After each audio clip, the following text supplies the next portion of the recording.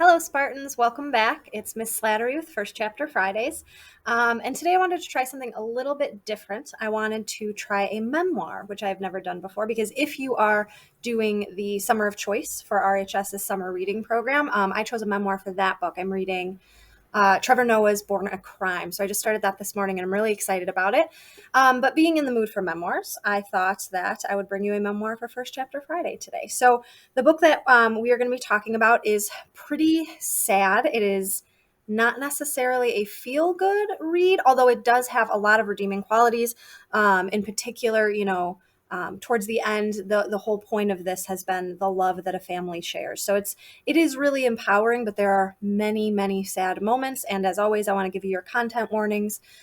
For this book, those include assault, neglect, and addiction. So those are all present in this story. If those are not for you, feel free to bypass this one.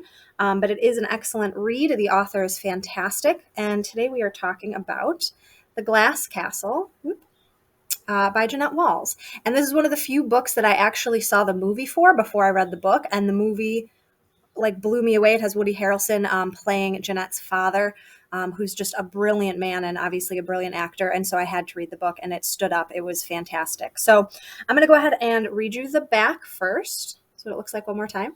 Read you the back, and then we will dive right into that first chapter, which is quite short. I think it's only 3 pages long. Okay. So on the back, okay, it's won many awards, as you can see, first of all. It says, The Glass Castle is a remarkable memoir of resilience and redemption, and a revelatory look into a family at once deeply dysfunctional and uniquely vibrant.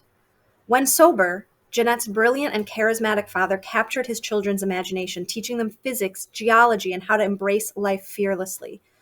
But when he drank, he was dishonest and destructive. And her mother was a free spirit who abhorred the idea of domesticity and didn't want the responsibility of raising a family. The Walls children learned to take care of themselves. They fed, clothed, and protected one another, and eventually found their way to New York. Their parents followed them, choosing to be homeless even as their children prospered. The Glass Castle is truly astonishing, a memoir permeated by the intense love of a peculiar but loyal family. So again, just from that synopsis, hopefully you can kind of see there are a lot of issues happening in this memoir, in particular with her parents, who kind of left these children to raise themselves and be responsible for themselves. But at the end of the day, the message is, of course, the love that this family shared, which I think is a pretty profound message. And to speak to that, you can see, I thought this was really neat. Jeanette Walls actually dedicates this book to her parents and includes a picture of them there. So I thought that was pretty powerful. So let's go ahead and jump in. The first section here is called A Woman on the Street. Got to get my directions right. A Woman on the Street. And we'll go ahead and get started. It says, I was sitting in a taxi, wondering if I had overdressed for the evening, when I looked out the window and saw Mom rooting through a dumpster.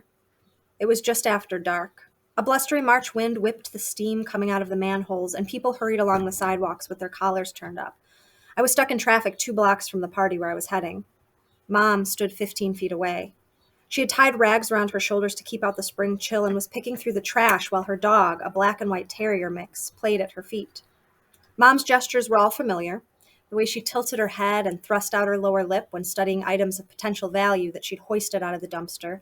The way her eyes widened with childish glee when she found something she liked. Her long hair was streaked with gray, tangled and matted, and her eyes had sunk deep into their sockets, but still she reminded me of the mom she'd been when I was a kid, swan diving off the cliffs and painting in the desert and reading Shakespeare aloud. Her cheekbones were still high and strong, but the skin was parched and ruddy from all those winters and summers exposed to the elements. To the people walking by, she probably looked like any of the thousands of homeless people in New York City. It had been months since I had laid eyes on Mom, and when she looked up, I was overcome with panic that she'd see me and call out my name, and that someone on the way to the same party would spot us together, and Mom would introduce herself, and my secret would be out. I slid down in the seat and asked the driver to turn around and take me home to Park Avenue. The taxi pulled up in front of my building. The doorman held the door for me, and the elevator man took me up to my floor.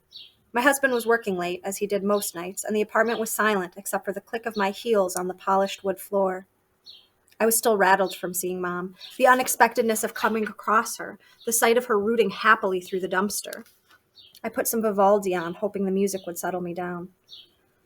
I looked around the room. There was the turn of the century bronze and silver vases and the old books with worn leather spines that I'd collected at flea markets. There were the Georgian maps I'd had framed, the Persian rugs, and the overstuffed leather armchair I liked to sink into at the end of the day. I tried to make a home for myself here, tried to turn the apartment into the sort of place where the person I wanted to be would live. But I could never enjoy the room without worrying about Mom and Dad huddled on a sidewalk grate somewhere. I fretted about them, but I was embarrassed by them too, and ashamed of myself for wearing pearls and living on Park Avenue while my parents were busy keeping warm and finding something to eat. But what could I do? I'd tried to help them countless times, but Dad would insist they didn't need anything, and Mom would ask for something silly like a perfume atomizer or a membership to a health club. They said that they were living the way they wanted to.